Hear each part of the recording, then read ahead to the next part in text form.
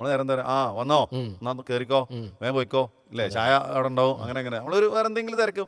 ഉമ്മമാരെ പ്രത്യേകിച്ച് നമ്മൾ കുറ്റപ്പെടുത്തുന്നില്ല, കാരണം അവർക്ക് ഒരുപാട് വർക്കുകൾ വീട്ടിലുണ്ട്. എന്നാലും നമ്മൾ ഈ വർക്കുകൾ ചെയ്യണത് അല്ലെങ്കിൽ നമ്മുടെ ഭൂരിഭാഗം സമയം ചെലവഴിക്കുന്നത് മക്കൾക്ക് വേണ്ടിയിട്ടാണ്. പക്ഷെ ആ ചെലവഴിക്കുന്നതിനേക്കാൾ ഏറ്റവും എഫക്റ്റ് കിട്ടുക, ഏറ്റവും ഗുണം ലഭിക്കുന്നതാണ്. അപ്പോൾ കുട്ടി ഇടം കണ്ടെത്തി എന്താണ് പറയാനുള്ളതൊക്കെ പിന്നെ ഇയാളോട് പറയൽ തുടങ്ങി, ഷെയർ ചെയ്യൽ തുടങ്ങി. അപ്പോൾ ഈ ആളുകൾ എന്ത് ചോദിച്ചു, ഇവർ തമ്മിൽ പ്രണയമാണ്, അങ്ങനെ ഈ കുട്ടീനെ കാണാനില്ല. അപ്പോൾ രണ്ടുപേരെയും പിടിച്ചു. അപ്പോൾ സംഭവം ഒന്നുമില്ല, അവരെവിടെയും പോയിട്ടൊന്നുമില്ല. കുറച്ച് നേരം സംസാരിക്കാണ്ടതാണ്, അപ്പോൾ ഒഴിഞ്ഞിരുന്ന് സംസാരിച്ചതാണ്. അപ്പോൾ ഇതുപോലത്തെ അനേകായിരം പ്രശ്നങ്ങൾ നമുക്കറിയാം.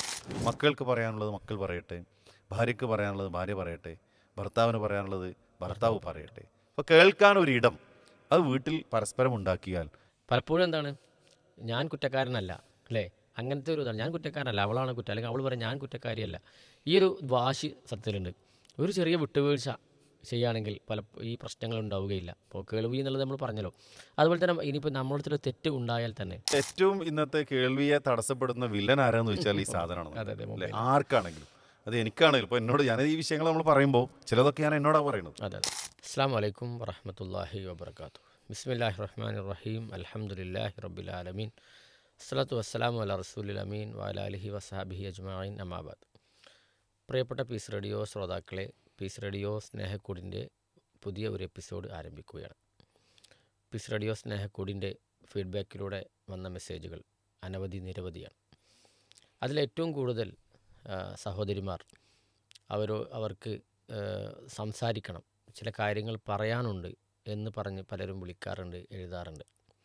അതുമായി ബന്ധപ്പെട്ടുകൊണ്ടാണ് ഇന്നത്തെ നമ്മുടെ സ്നേഹക്കൂടിൻ്റെ ചർച്ച.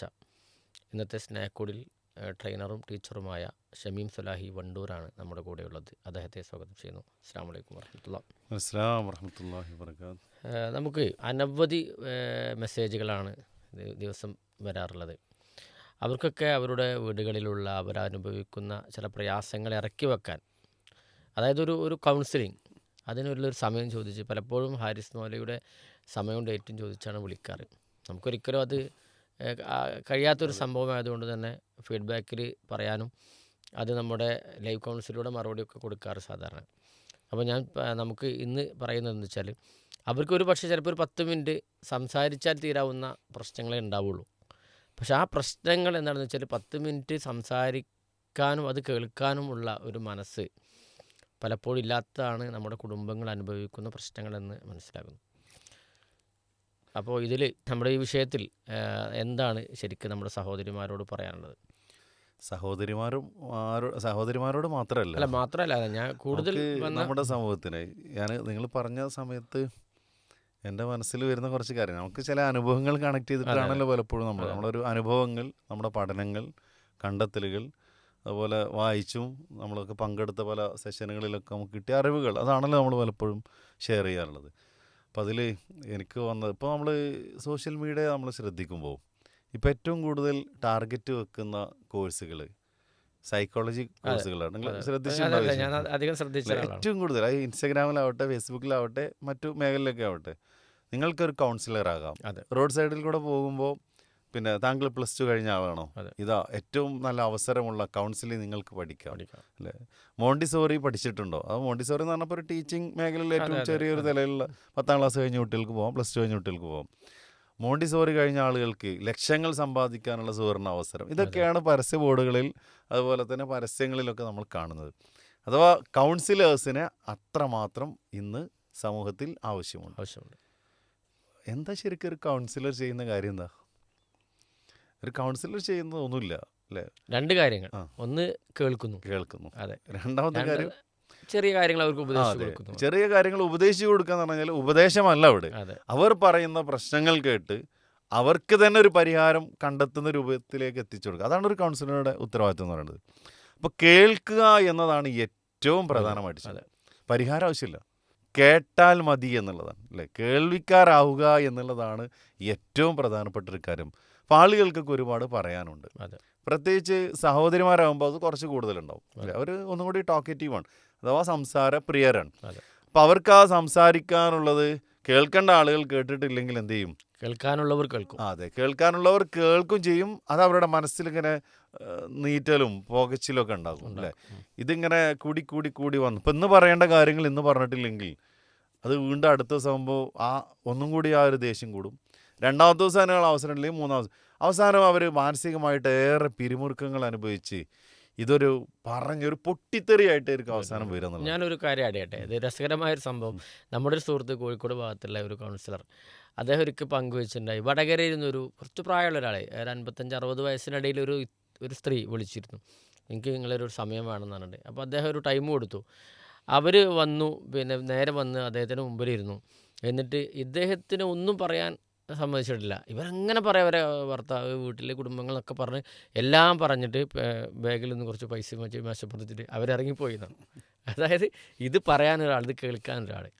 അതാണ് എനിക്ക് ഓർമ്മ വന്നത്, അവിടെ പറഞ്ഞു. സമൂഹത്തിൽ ഞാൻ പറയുന്നത് മനുഷ്യരെല്ലാവരും സംസാരിക്കാൻ ആഗ്രഹിക്കുന്നു, കേൾക്കാൻ ആഗ്രഹിക്കുന്നു എന്നുള്ളതാണ്.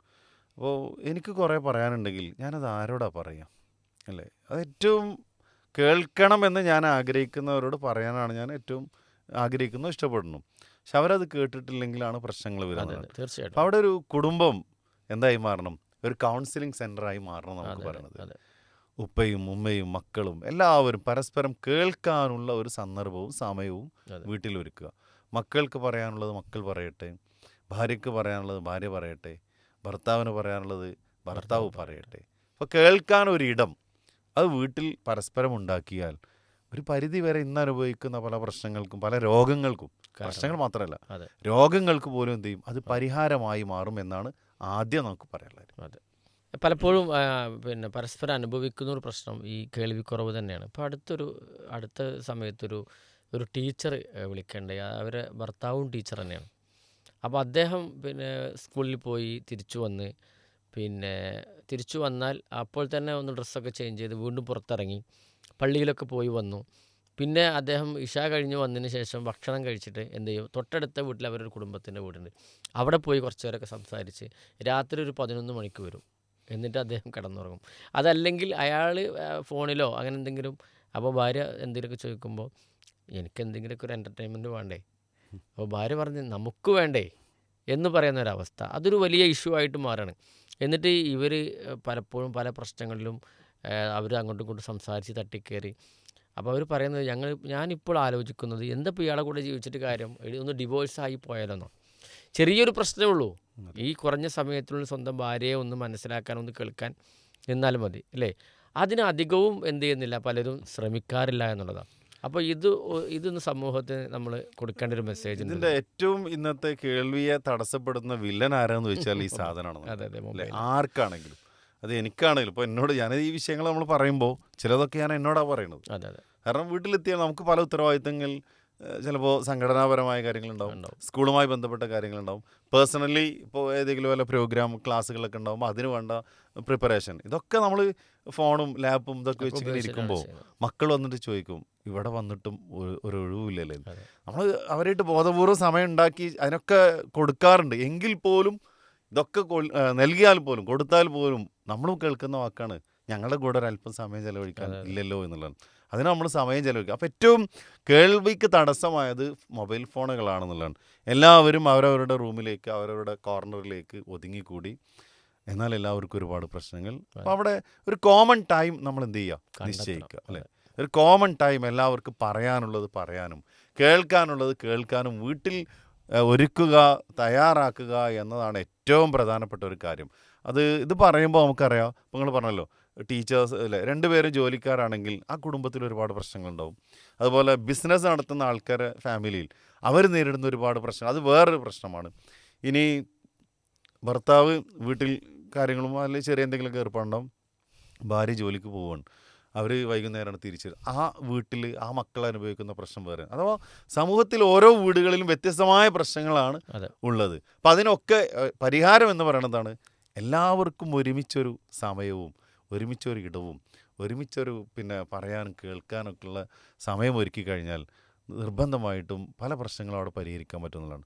അത് ഉണ്ടാക്കുക എന്നുള്ളത് നമ്മളെല്ലാവരും ഉത്തരവാദിത്തമാണ് അല്ലേ? ആ വീട്ടിലെല്ലാവരും അതിന് വേണ്ടിയിട്ട്. അപ്പോൾ സാധാരണ ഇങ്ങനെയുള്ളൊരു സമയം വരുമ്പോൾ കുട്ടികളാണ് പലപ്പോഴും എന്ത് ചെയ്യുക, മുടക്കറിയോ. അപ്പോൾ ഭക്ഷണം കഴിക്കുന്ന സമയം അല്ലേ, അതൊരു നല്ല വിലപ്പെട്ട സമയമാണ്, കേൾക്കാനുള്ള സമയം. അപ്പോൾ ആ സമയം എന്ത് ചെയ്യണം, കുടുംബത്തിലെ എല്ലാ അംഗങ്ങളും ആ ഭക്ഷണ മേശൻ്റെ മുമ്പിൽ അല്ലെങ്കിൽ എന്താണോ ഉള്ള സൗകര്യം ആ സൗകര്യത്തിൽ ഒരുമിച്ചിരിക്കണം അല്ലേ? അത് കഴിക്കുമ്പോൾ അത് ആസ്വദിക്കുകയും അപ്പോൾ അവിടെ കുറേ കാര്യങ്ങൾ പലപ്പോഴും ഈ ഭക്ഷണ മര്യാദകൾ പോലും ഒരു പക്ഷേ അതെ അറിയാതെ അതെ പറയാതെ എന്ത് ചെയ്യാൻ പറ്റും, പഠിപ്പിച്ചു കൊടുക്കാൻ പറ്റും എന്നുള്ളതാണ്. അതെ അപ്പോൾ അവിടെ കണ്ടും കൊടുത്തും അല്ലേ, അവിടെ ഉപ്പയും അവിടെ തർക്കിക്കാനുള്ളൊരു വേദിയാക്കരുത് ഒരിക്കലും അല്ലേ.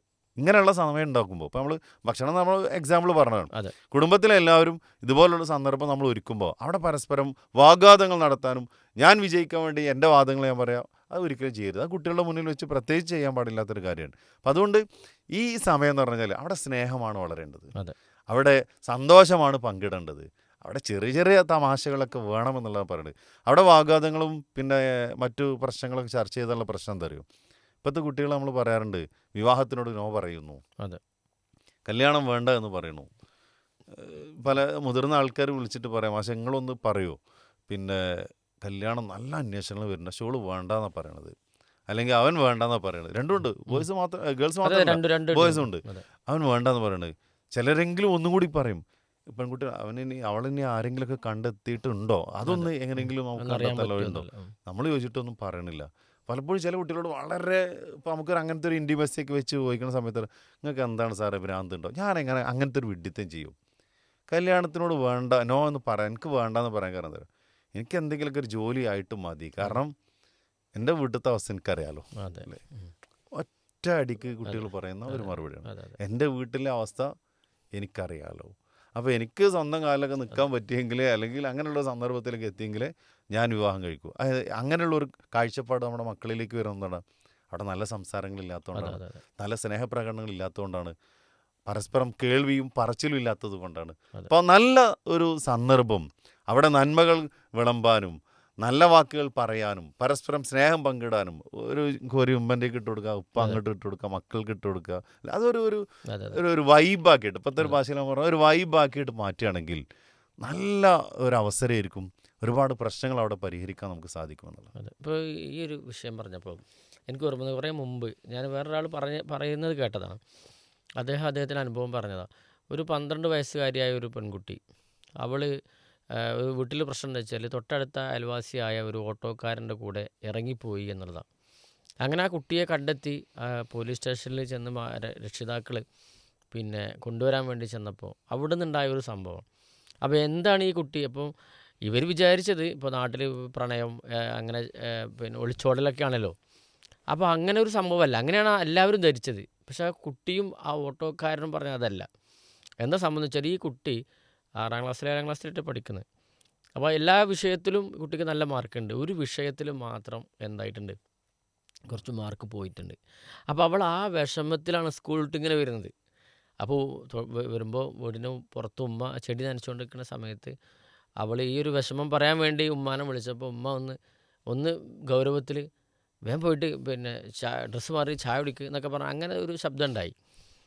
അപ്പോൾ ആ കുട്ടി അത് വല്ലാത്തൊരു ഇതാണ്, കാരണം ഉമ്മ അത് കേൾക്കാനുണ്ടായില്ലല്ലോ. ആ സമയത്താണ് ഇവരൊരു സ്ഥിരം ഓട്ടോ ഡ്രൈവറായി വീട്ടിലേക്ക് സാധനങ്ങൾ കൊണ്ടിരുന്ന ഇയാൾ ഫോൺ ചെയ്തത്. ഇപ്പോൾ ഫോൺ ചെയ്തപ്പോൾ ഉമ്മ സ്വാഭാവികം പുറത്താണ്, അകത്തുള്ളത് ഈ കുട്ടിയാണല്ലോ. അവൾ ഫോൺ എടുത്തിട്ട് ഹലോ എന്ന് പറഞ്ഞു. ഹലോ എന്ന് പറഞ്ഞപ്പോൾ ഈ ഓട്ടോ ഡ്രൈവർ എന്താ മോളെ പ്രശ്നം, എന്താ ഒരു വിഷമം എന്ന് ചോദിച്ചു. തൻ്റെ മുഖം കണ്ട, തൻ്റെ സംസാരം കേട്ട ഉമ്മ ചോദിക്കാത്ത ചോദ്യമാണ് എന്ത്, കാണാത്ത ഒരാൾ ചോദിക്കുന്നത്. അപ്പോൾ അവളിങ്ങനെ പറഞ്ഞു, ഇങ്ങനെ സ്കൂളിൽ പരീക്ഷയായിരുന്നു, അപ്പോൾ കുറച്ച് മാർക്ക് കുറവുണ്ട്, അപ്പോൾ അതിൻ്റെ ഒരു വിഷമം. അപ്പോൾ അയാൾ പറഞ്ഞു കുഴപ്പമില്ല, ഇനിയും ഇപ്പോൾ പരീക്ഷകളൊക്കെ ജയിക്കുമല്ലോ എന്നൊക്കെ പറഞ്ഞ് സമാധാനിപ്പിച്ചു. അപ്പോൾ കുട്ടി ഇടം കണ്ടെത്തി എന്താണ് പറയാനുള്ളതൊക്കെ പിന്നെ ഇയാളോട് പറയൽ തുടങ്ങി, ഷെയർ ചെയ്യൽ തുടങ്ങി.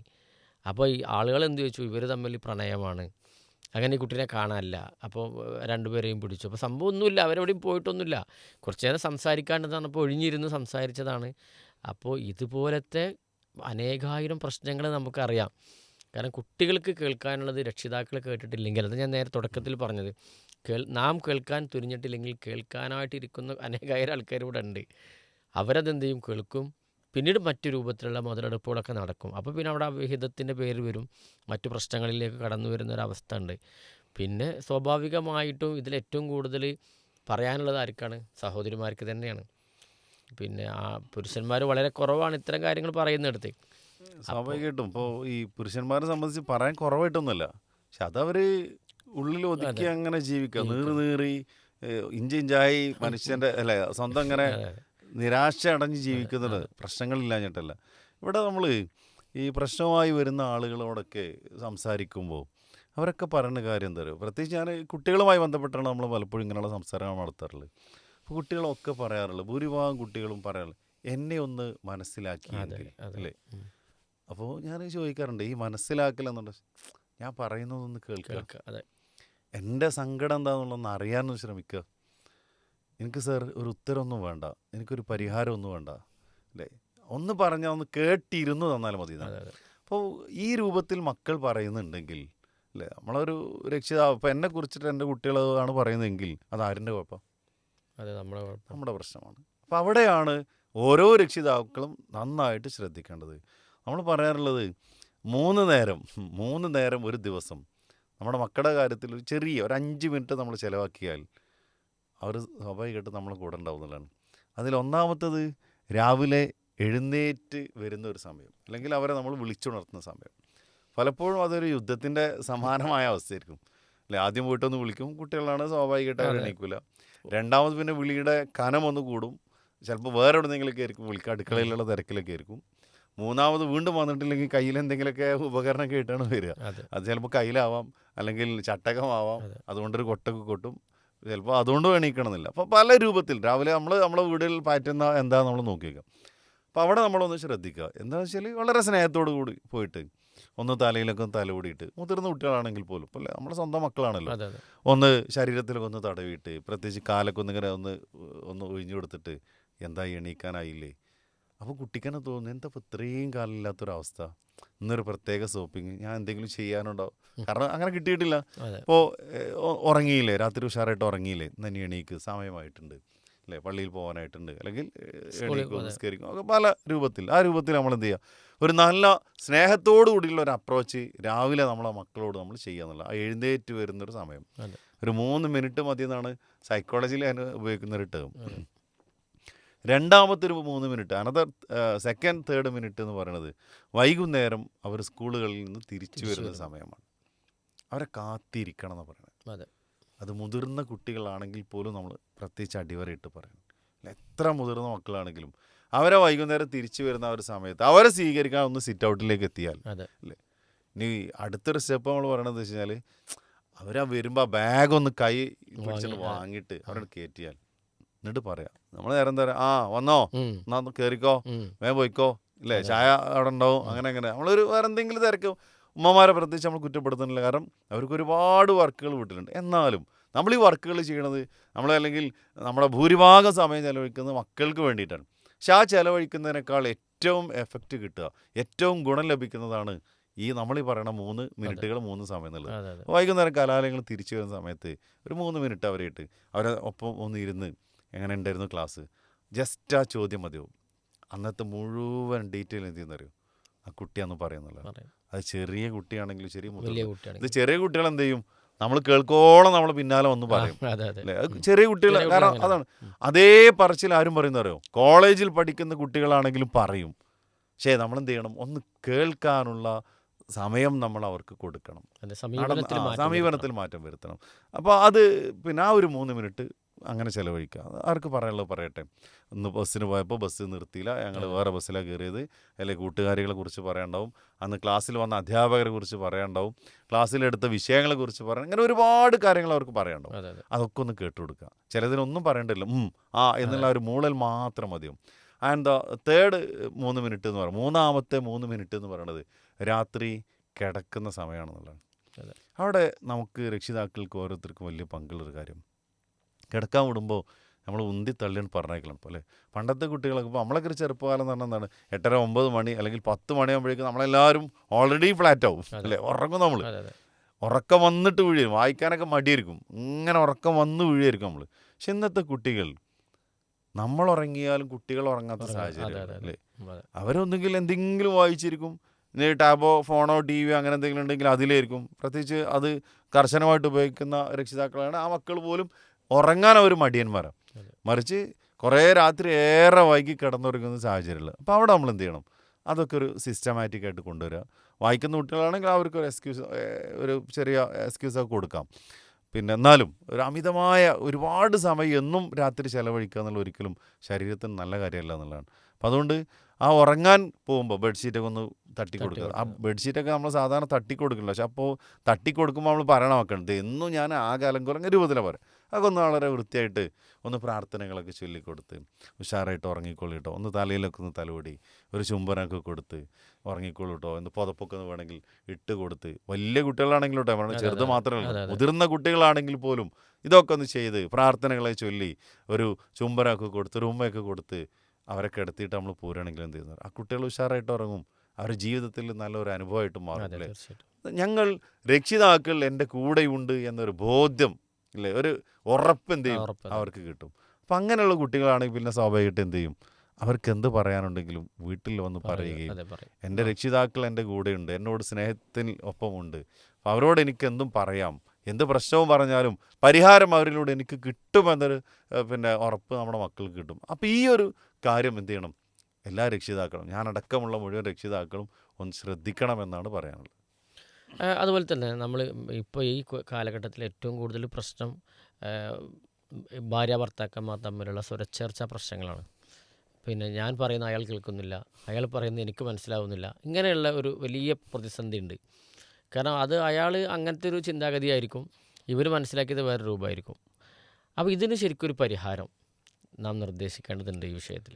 ഇവിടെ നമ്മൾ പലപ്പോഴും എന്താ വിചാരിക്കണറിയോ, എല്ലാ പ്രശ്നത്തിൻ്റെയും പരിഹാരകർ നമ്മളാണെന്നാണ് നമ്മളൊക്കെ വിചാരിക്കുന്നത്. അല്ലേ, എൻ്റെ വീട്ടിലത്തെ മുഴുവൻ പ്രശ്നം പരിഹരിക്കാൻ എന്നെ കൊണ്ട് കഴിയും, ഇതാണ് പുരുഷന്മാരായ ആളുകൾ വിചാരിക്കുന്നത്, ഭാര്യമാരാണെങ്കിൽ അവരും വിചാരിച്ചു. പക്ഷെ അവിടെ ഒരു ചെറിയ തിരുത്തൽ നമുക്ക് തിരുത്താനുണ്ട്. ഒരു പക്ഷേ നമ്മൾ പരിഹരിക്കാൻ വേണ്ടി തുനിഞ്ഞു കഴിഞ്ഞാൽ, അല്ലെ, അതിനുവേണ്ടി ശ്രമിച്ചു കഴിഞ്ഞാൽ, അത് ആ വിള്ളൽ കൂടി കൂടി വരികയാണെന്നുണ്ടെങ്കിൽ പിന്നെ നമ്മുടെ പരിഹാരം എന്തല്ല, ഒരു പരിഹാരമല്ല, അത് പ്രശ്നമാണ്. അല്ലേ, ആ പ്രശ്നം നമുക്ക് പരിഹരിക്കണം. അതെങ്ങനെ പരിഹരിക്കുക, അതിനാണ് കൗൺസിലേഴ്സ് എന്ന് പറയുന്നത്. അല്ലേ, കൗൺസിലർമാരുടെ അടുത്ത് പോകാറ് എന്തോ ഒരു അപരാധം പോലെയാണ് ഇപ്പോഴും ചില ആളുകളൊക്കെ കണക്കാക്കുന്നത്. മാനസികമാണ്. അതെ, ഞാൻ പറഞ്ഞത് സൈക്കാട്രി ഡോക്ടറെ കാണിക്കേണ്ട സ്റ്റേജിലൊക്കെ എത്തിയ ആൾക്കാരുണ്ടാവും. പക്ഷെ ഒരു സൈക്കാട്രി ഡോക്ടറെ കാണിക്കുന്നത് എന്തോ വല്ല തെറ്റ് വന്നതുപോലെയാണ്. അങ്ങനെ ഒരിക്കലല്ല.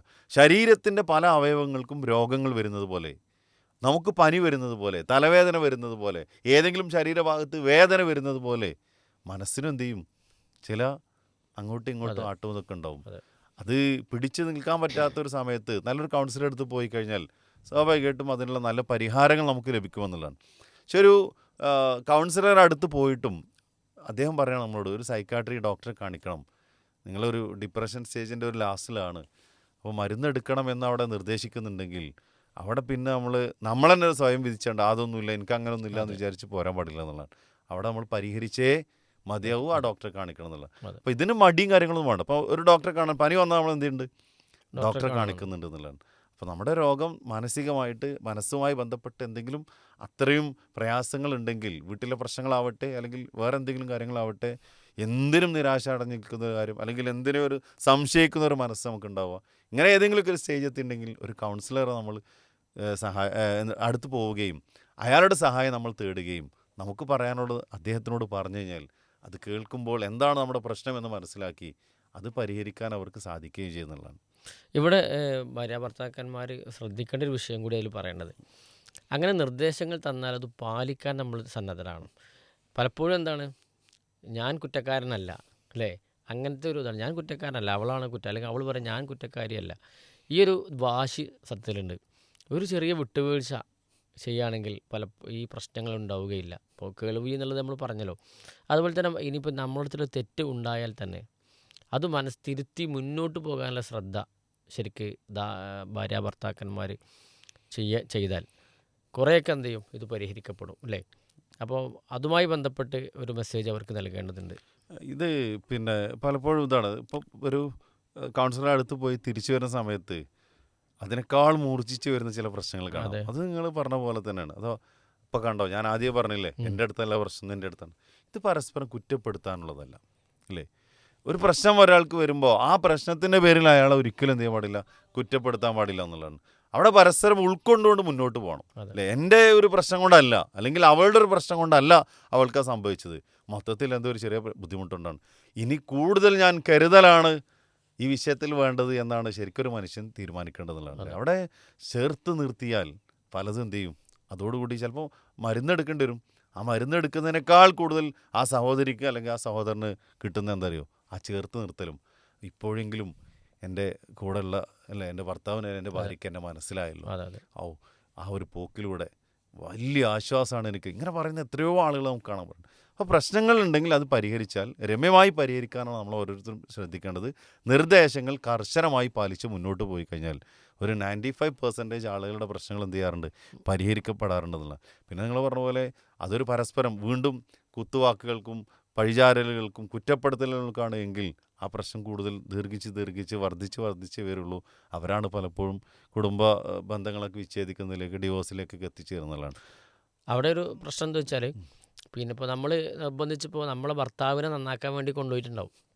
പക്ഷെ അവിടെ ചെല്ലുമ്പോൾ എന്തുണ്ടാവും, സംസാരിക്കുമ്പോൾ ഭാര്യൻ്റെ അടുത്ത് ചെറിയ പാകപ്പിഴവുകളുണ്ടാവും. അത് തിരുത്താൻ ആവശ്യപ്പെടുമ്പോൾ എന്തുണ്ട്, അവിടെ ചെറിയ പ്രശ്നം അവർ പറയണത് ഞാനല്ല കുറ്റക്കാരി, ഇദ്ദേഹമാണ് കുറ്റക്കാരൻ എന്ന നില, അല്ലെങ്കിൽ ഞാൻ കൊണ്ടുപോയത് ഇയാളെ നന്നാക്കാനായിരുന്നു, പക്ഷേ അതല്ല അവിടെ സംഭവിച്ചത് എന്നൊരു പ്രശ്നം പലപ്പോഴും പറയാറുണ്ട്. ഇപ്പോൾ നമ്മൾ തന്നെ ഇവിടുന്ന് പലരെയും നിർദ്ദേശിച്ച് കൊടുക്കാറുണ്ട്. അപ്പോൾ അവർ പറയും നിങ്ങളാ പറഞ്ഞ അയാൾ അത്ര പോരട്ടോ, കാരണം പിന്നെ അയാൾ എന്നെയാണ് കുറേ ചീത്ത പറഞ്ഞത് എന്നൊക്കെ പറയുന്ന ഒരവസ്ഥ പലപ്പോഴും ഉണ്ടാവാറുണ്ട്.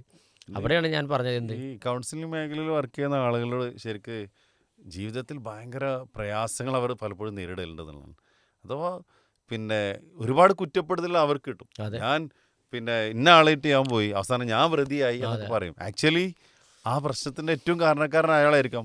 ചിലപ്പോൾ ഒരു പിതാവ് മകൻ്റെ പ്രശ്നത്തിലായിരിക്കാം പോയിട്ടുണ്ടാവുക. അതെ അതെ പക്ഷെ മകൻ്റെ പ്രശ്നത്തിനേക്കാൾ കൂടുതൽ അവിടെ പരിഹരിക്കേണ്ടത് ഒരു പക്ഷേ ആ പിതാവിൻ്റെ പിതാവിൻ്റെ പിന്നെ കാഴ്ചപ്പാടുകളും അതെ അദ്ദേഹത്തിനാണ്. അപ്പോൾ സ്വാഭാവികമായിട്ടൊരു കൗൺസിലർ എന്നുള്ള നിലയ്ക്ക് അദ്ദേഹത്തിന് എന്ത് ചെയ്യേണ്ടി വരും, ഈ പിതാവിനോട് പറയേണ്ടി വരും നിങ്ങളുടെ അടുത്തിൻ്റെ കാര്യങ്ങളൊക്കെ ഉണ്ട്, അത് നിങ്ങൾ കൂടി ഒന്ന് അതെ ശ്രദ്ധിക്കാനുണ്ടോ. അതെ അതെ സ്വാഭാവികമായിട്ട് ഈ ഒരു കാര്യം പറയുന്നതോടുകൂടിയിട്ട് എന്ത് ചെയ്യും, ആ പ്രശ്നം പരിഹരിക്കപ്പെടും അതെ നല്ല നിലക്ക് ഉൾക്കൊള്ളുകയാണെങ്കിൽ. മറിച്ച് ഈ പിതാവിനോടൊരു ഈഗോ വർക്കൗട്ട് ചെയ്യുകയും എന്നെ തിരുത്താൻ അദ്ദേഹം ആരാണ്, ഞാൻ എൻ്റെ മകൻ്റെ പ്രശ്നമായിട്ട് മകൻ്റെ തന്നെ പരിഹരിക്കേണ്ടതെന്ന് പറഞ്ഞു കഴിഞ്ഞാൽ സ്വാഭാവികമായിട്ട് ആ രൂപത്തിലൊക്കെ നമ്മൾ കാണാം.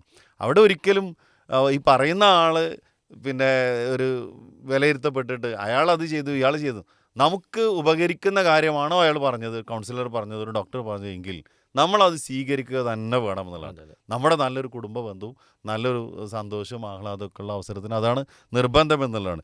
ഇനി പലപ്പോഴും ഇവിടെ പറയാനുള്ളൊരു കാര്യം എന്താ പറയുക, ഞാൻ പറയുന്നത് അദ്ദേഹം കേൾക്കണില്ല അതെ അല്ലെങ്കിൽ അവൾ കേൾക്കുന്നു. അതെ ഇതാണ് പലപ്പോഴും ഈ മേഖലയിൽ നമ്മൾ കേൾക്കുന്ന ഏറ്റവും അധികമുള്ള ഒരു വാക്ക് എന്നുള്ളത്. ആദ്യം നമ്മൾ പറഞ്ഞ എന്നെ ഒന്ന് അതെ അതെ മനസ്സിലാക്കിയെന്നാണെങ്കിൽ, മനസ്സിലായി. രണ്ടാമത്തെ ഒരു കാര്യം ഞാൻ പറയുന്നത് അവൾ കേൾക്കുന്നില്ല എങ്കിൽ അദ്ദേഹം കേൾക്കുന്നില്ല എന്നുള്ളതാണ്. അവിടെ എന്താണ് ശരിക്കും ഒന്ന് ആലോചിക്കുകയല്ലേ, ഈ പറയാനുള്ളത് ഒന്ന് കേൾക്കുക തന്നെയാണ് അവിടെ വേണ്ടത്. അതെ അവിടെ ഇപ്പോൾ ആണുങ്ങളെ സംബന്ധിച്ച് എന്താ വെച്ച് കഴിഞ്ഞാൽ അവൾ ആരാ ഇപ്പം എന്നോടൊക്കെ ഇത് നിർദ്ദേശിക്കാൻ എന്നാണ് വർക്ക് ചെയ്യുക. ഈഗോ ആ ഞാൻ പറയുന്ന പല കാര്യത്തിലും എന്നോടൊരു പിന്നെ പുച്ഛഭാവമാണ് കാണിക്കുന്നത്, അതിനൊന്നൊരു വിലക്കെടുക്കുക, പിന്നെ എന്തിനാ അദ്ദേഹം പറയണത് ഞാൻ കേൾക്കണത്. ഇതാണ് സ്ത്രീകളിലും പലപ്പോഴും വർക്കൗട്ട് ചെയ്യുന്നുള്ളത്. അപ്പോൾ ഇവിടെ നമുക്ക് ചെയ്യാനുള്ളൊരു കാര്യം, ഇവിടെ ഞാൻ എന്നുള്ളത് നമ്മൾ എന്നാക്കി മാറ്റുകയാണെങ്കിൽ അതെ അല്ലേ, നമ്മൾ പരസ്പരം പറയുന്നു, നമ്മൾ പരസ്പരം കേൾക്കുന്നു, നിങ്ങൾ പറയണത് ഞാനും കേൾക്കുന്നു, ഇതൊരു നമ്മുടെ നല്ലൊരു അന്തരീക്ഷത്തിന് വേണ്ടി നമ്മുടെ മക്കളുടെ ഭാവിക്ക് വേണ്ടിയാണ്, ആ രൂപത്തിലേക്ക് ആക്കി മാറ്റുകയാണെങ്കിൽ ആ ഈഗോ അവിടെ നിന്ന് പോവുകയും ചെയ്യും, അതെ സന്തോഷം വരും എന്നുള്ളതാണ്. പിന്നീട് ഈ മേഖലയിൽ നമ്മൾ പലപ്പോഴും ഈ ഡിവോഴ്സ്ഡായ രക്ഷിതാക്കളുടെ മക്കളാണ് ഈ മേഖലയിൽ ഏറെ പ്രയാസം അതെ അനുഭവിക്കുന്ന മറ്റൊരാളുകൾ എന്നുള്ളത്. അതെ അങ്ങനെയുള്ള കുട്ടികളൊക്കെ പലപ്പോഴും സംസാരിക്കുമ്പോൾ അത് അവരനുഭവിക്കുന്ന ടെൻഷൻ, നേരത്തെ ഏതോ ഒരു എപ്പിസോഡ് നമ്മൾ ഈ ലഹരി വസ്തുക്കൾ ഉപയോഗിക്കുന്ന ആളുകളുടെ ഒരു പ്രശ്നം പറഞ്ഞ സമയത്തുള്ള ഒരു പ്രശ്നമാണ് ഇവർക്കുള്ളത്. അഥവാ അത്രയും സ്ട്രെസ് ആയിരിക്കും അവർക്ക്. അപ്പോൾ കുറച്ച് മുമ്പ് ഒരു കുട്ടിയായിട്ട് സംസാരിച്ചത്, ആ കുട്ടിയുടെ ഉപ്പൻ്റെ കൂടെയാണ് അവൾ താമസിക്കുന്നത്. ഉമ്മ പിന്നെ ചെറുപ്പത്തിൽ എന്നെ ഒഴിവാക്കിയിട്ട് ഉമ്മ പോയി ഉപ്പൻ്റെ കൂടെ അവൾ താമസിക്കുന്നത്. ഉമ്മനെ വേറൊരു വിവാഹം കഴിഞ്ഞിട്ട് പോയി എന്നുള്ളതാണ്. പക്ഷെ പിന്നീടൊന്നും ആ ഒരു ഉമ്മ ഇവളെ കാണണമെന്ന ഒരു അതിയായ ആഗ്രഹം പറഞ്ഞപ്പോൾ ഈ കുട്ടി പറഞ്ഞു എന്താണ്, എനിക്ക് കാണണ്ട, കാരണം എൻ്റെ പ്രയാസമുള്ള ഘട്ടത്തിലൊന്നും എന്നെ കാണാനോ എന്നെ നോക്കാനോ അവർ നിന്നിട്ടില്ലല്ലോ, അവരവരുടെ സുഖം നോക്കി പോയില്ലേ, അതുകൊണ്ട് എനിക്ക് ആ ഉമ്മയെ വേണ്ട എന്ന് പറഞ്ഞു എന്നുള്ളതാണ്. അതെ ഈ കുട്ടിയെ സംബന്ധിച്ച് അവളുടെ മനസ്സിൽ ഒരുപാട് പ്രശ്നങ്ങളുണ്ട്. പിന്നെ ഉപ്പൻ്റെ കൂടെ ജീവിക്കുമ്പോൾ ഉപ്പ രണ്ടാമത് വിവാഹം കഴിച്ചാൽ പിന്നെ ആ ഒരു ഉമ്മയായിട്ട് അവർക്ക് നല്ല സ്നേഹവും ശ്രദ്ധയും പരിഗണന ഒക്കെ ഉണ്ടായിരുന്നു. പക്ഷെ കുട്ടികൾ അവരുടെ കുട്ടികളും ഏകദേശം ഇങ്ങനെ മുതിർന്ന് വന്നപ്പോൾ ഇവൾക്ക് തോന്നുകയാണ് എന്നോടൊരു ശ്രദ്ധയില്ല, എന്നോടൊരു താല്പര്യമില്ല, എൻ്റെ കാര്യത്തിൽ ആരും ഇടപെടുന്നില്ല, ഉപ്പയും തന്നെ എന്നും എന്നെ വിളിച്ചിരുന്ന ഉപ്പ എന്നെ വിളിക്കാറില്ല, അതുപോലെ എപ്പോഴെങ്കിലൊക്കെ ആയി എൻ്റെ ആവശ്യങ്ങൾ എന്താണെന്ന് ചോദിക്കാറില്ല. അങ്ങനെ 100 കൂട്ടം പരാതികളാണ് ഇവർക്ക് ഇത്തരക്കാരായ മക്കൾക്കുണ്ടാവും. അത് ഒരു പരിധി വരെയൊക്കെ എന്തുണ്ടാവും, സ്വാഭാവികമായിട്ടും രണ്ടുപേരുടെയും സ്നേഹം ഒരുമിച്ച് കിട്ടാതിരുന്ന കുട്ടികളിൽ, അല്ലെങ്കിൽ അമിതമായൊരു സ്നേഹം ഒരാളുടെ നിന്ന് കിട്ടി അതിലൊരല്പം പിന്നെ എന്തെങ്കിലും ഏറ്റക്കുറച്ചിലൊക്കെ വരുമ്പോൾ സ്വാഭാവികമായിട്ട് ആ മക്കളിൽ ഉണ്ടാവുന്നതാണ്. അപ്പോൾ ഈ ഡിവോഴ്സ്ഡ് ആയിട്ടുള്ള രക്ഷിതാക്കളാണെങ്കിൽ അവരുടെ മക്കളുടെ കാര്യത്തിൽ നല്ലൊരു ശ്രദ്ധയും പരിഗണനയ്ക്ക് വേണമെന്നുള്ളതാണ്. ഈ കുട്ടി പിന്നെ പറയുന്ന മറ്റൊരു കാര്യം എന്താ വെച്ച് കഴിഞ്ഞാൽ, ഇപ്പോൾ വിവാഹം കഴിച്ചതിലോ അതിലൊന്നും എനിക്ക് പ്രശ്നമൊന്നുമില്ല അല്ലേ, പക്ഷേ എൻ്റെ മനസ്സിൽ അലട്ടുന്നത് എന്നോട് കൂടി ഒന്ന് ചോദിക്കേണ്ടിയിരുന്നില്ലേ അല്ലേ, എൻ്റെ കൂടി അതെ എൻ്റെ കൂടി ഉമ്മയായിട്ടല്ലേ അവർ വീട്ടിലേക്ക് വരുന്നത്. അപ്പോൾ അവരെ ഈ വിവാഹം അന്വേഷിക്കാൻ പോകുന്ന സമയത്ത് എന്നെയും കൂടെ കൊണ്ടുപോകേണ്ടത് എത്രാം ക്ലാസ്സിൽ പരിപാടി, ചെറിയ ക്ലാസ്സിൽ പഠിക്കുന്ന കുട്ടികളുണ്ട്. അപ്പം നമ്മളൊക്കെ ഓരോ രക്ഷിതാവും മനസ്സിലാക്കേണ്ട ഒരു കാര്യം, കുട്ടികൾ അവരോട് ചില അഭിപ്രായങ്ങളും നിർദ്ദേശങ്ങളും അംഗീകാരങ്ങളൊക്കെ ചോദിക്കണമെന്ന് ആഗ്രഹിക്കുന്നു, ഇഷ്ടപ്പെടുന്നു. അതെന്ത് ചെയ്യണം, നമ്മൾ മുഖവിലക്ക് എടുക്കണം എന്നാണ്. ചിലതെല്ലാം ഒന്നും അവരെ ബോധ്യപ്പെടുത്താൻ പറ്റില്ല, പക്ഷേ അവരോട് ചില കാര്യങ്ങൾ, ഇപ്പോൾ നമ്മളെ വീട്ടിൽ നടക്കുന്ന സംഭവങ്ങളൊക്കെ എന്ത് ചെയ്യുക, നമ്മളെ മക്കൾ നമ്മൾ ഇപ്പോൾ ഒരു വാഹനം വാങ്ങാൻ പോകുന്നു, ഒരു പുതിയ വാഹനം, അത് വീട്ടിൽ വന്നിട്ട് മറ്റേ കാർ പോർച്ചിൽ നിർത്തുമ്പോഴല്ല അതറിയേണ്ടത്. അത് മക്കളോട് പറയാം, പറ്റുമെങ്കിൽ മക്കളെ കൂട്ടിയിട്ട് പോകണം. അവർക്കും അഭിപ്രായങ്ങൾ. നമ്മളിപ്പോൾ ഒരു ഇന്ന കാറ് വാങ്ങാന്ന് പറയുമ്പോൾ അവർക്കുണ്ടാവും അതിൻ്റെ സീറ്റിങ്, അതിൻ്റെ മൈലേജ്, അതിൻ്റെ അറേഞ്ച്മെൻറ്റ്സ്, അങ്ങനെ കാര്യങ്ങൾ ചിലപ്പോൾ നമ്മളേക്കാൾ വിവരമാവും കുട്ടികൾക്ക്. അതുപോലെ എന്തെങ്കിലും വീട്ടിലേക്ക് ആവശ്യമുള്ള എന്തെങ്കിലുമൊക്കെ വസ്തുക്കൾ വാങ്ങുമ്പോൾ ഒന്നുകിൽ മക്കളെ കൂട്ടിയിട്ട് പോവുക, അല്ലെങ്കിൽ അവരോട് ഒന്ന് കൺവീൻസ് ചെയ്യുക. ആ ഒരു കൺവീൻസ് അവരായിട്ട് ആ ഒരു കമ്മ്യൂണിക്കേഷൻ നടത്തുന്നത് അത് മക്കളിൽ ഒരു ആത്മവിശ്വാസം വളർത്തും. രക്ഷിതാക്കളുമായിട്ടുള്ള ഒരു ബന്ധം നന്നായിട്ട് നിലനിർത്താനൊക്കെ എന്ത് ചെയ്യും, അതുകൊണ്ട് സഹായിക്കുമെന്നുള്ളതാണ്. അപ്പം അങ്ങനെയൊക്കെയുള്ള നല്ല കുറച്ച് സാഹചര്യങ്ങൾ വീട്ടിലുണ്ടാക്കിയാൽ തന്നെ എന്ത് ചെയ്യും, ഒരു കൗൺസിലിംഗ് മേഖലയിലേക്കോ അല്ലെങ്കിൽ കൗൺസിലറുടെ അടുത്തൊക്കെ എന്ത് ചെയ്യേണ്ടില്ല, നമ്മൾ പോകേണ്ടി വരില്ല. പോകേണ്ടി വരുന്ന സമയത്ത് പോവുകയും വേണം. അതൊരു മാതൃക കൂടിയാണ്. നമ്മൾ കുട്ടികളെ പരിഗണിക്കുമ്പോൾ കുട്ടികളും അതുപോലെ തിരിച്ച് എന്തെങ്കിലുമൊക്കെ ചെയ്യുമ്പോൾ നമ്മളോട് ചോദിക്കുമല്ലോ. അതെ, അവർ തന്നെ ഇഷ്ടപ്രകാരം ചെയ്യില്ല. അവരങ്ങനെ ചെയ്താൽ നമുക്കുണ്ടാവുന്ന ഫീലിംഗ് എത്രയാണ് ഒരു രക്ഷിതാവ് നിലനിൽക്ക്. അപ്പോൾ അവിടെ രക്ഷിതാക്കൾക്കും അതൊരു മാതൃകയുണ്ട്. പിന്നെ ഇപ്പോൾ നമ്മൾ ഹാരിസ് മൗലവി ഇടയ്ക്ക് പറയാറുണ്ട്, നമുക്ക് സത്യത്തിൽ എന്തിനാ കൗൺസിലിങ്, നമുക്കിതിൻ്റെ ഒന്നും ആവശ്യമില്ലല്ലോ. ശരിക്കും നമ്മൾ ദീനനുസരിച്ച് അള്ളാഹുൽ തവക്കുൽ ചെയ്ത് ജീവിച്ചാൽ പിന്നെ അലാ ബിദിക്രില്ലാഹി തത്മഇന്നുൽ ഖുലൂബ് അല്ലേ. അപ്പോൾ അള്ളാഹു എന്തൊരു പ്രശ്നത്തിനും അള്ളാഹു ഒരു പരിഹാരം ഉണ്ടാക്കി തരും.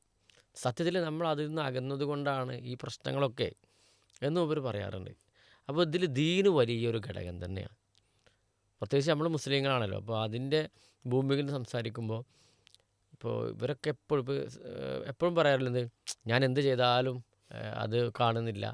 പക്ഷെ അവിടെ നെയ്യത്തൊന്നും മാറിയാൽ, ഇപ്പോൾ ഞാൻ ഈ രാവിലെ എഴുന്നേൽക്കുന്നത്, ഇപ്പോൾ ഒരു ഉമ്മ വിചാരിക്കണം ഞാൻ ഈ രാവിലെ എഴുന്നേൽക്കുന്നത്, കുട്ടികളെ ഒരുക്കുന്നത്, അവർക്ക് ഭക്ഷണം ഉണ്ടാക്കി കൊടുക്കുന്നത്, അവരെ വസ്ത്രം അലക്കുന്നത്, ഇതിനൊക്കെ നാളെ റബ്ബ് കൂലി തരും എന്ന് വിചാരിച്ചാൽ പിന്നെ ഇയാളത് മൈൻഡ് ചെയ്താലും മൈൻഡ് ചെയ്തിട്ടില്ലെങ്കിലും പ്രശ്നമല്ല.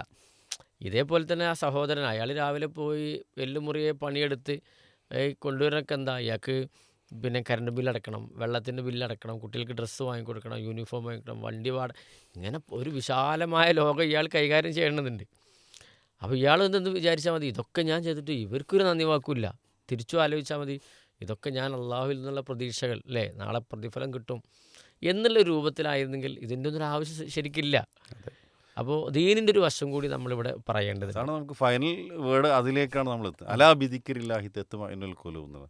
നമ്മുടെ മനസ്സിന് ശാന്തി അടയണമെങ്കിൽ, നമുക്ക് മനസ്സ് എത്ര പ്രയാസമാണെങ്കിലും, ഏത് രോഗത്തിൻ്റെ ഘട്ടമാണെങ്കിലും, എന്ത് പരീക്ഷണങ്ങളാണെങ്കിലും അവിടെയൊക്കെ നമുക്ക് പിടിച്ചു നിൽക്കാൻ സാധിക്കുന്നത് അള്ളാഹിനെക്കുറിച്ചുള്ള നല്ല ചിന്തകളും ഓർമ്മകളുമാണെന്നുള്ളതാണ്.